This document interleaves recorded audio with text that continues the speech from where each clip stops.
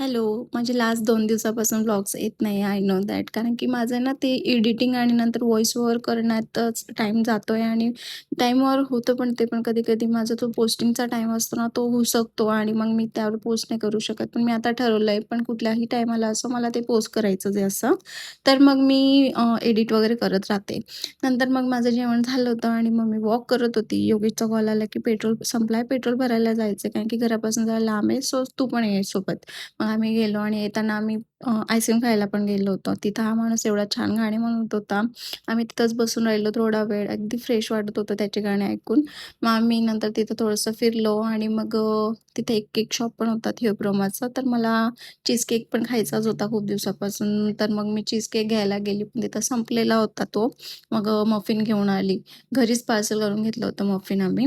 मग योगेशचं जेवण बाकी होतं. त्याने योगेशने जेवण केलं. मग मी ते मफिन खायला घेतलं. ते इतकं थंड होतं, ते इच्छाच नाही झाली त्याला पूर्ण खतम करू. थोडंसं खाल्लं मी आणि ठेवून टाकलं होतं बाकीचं. बाय.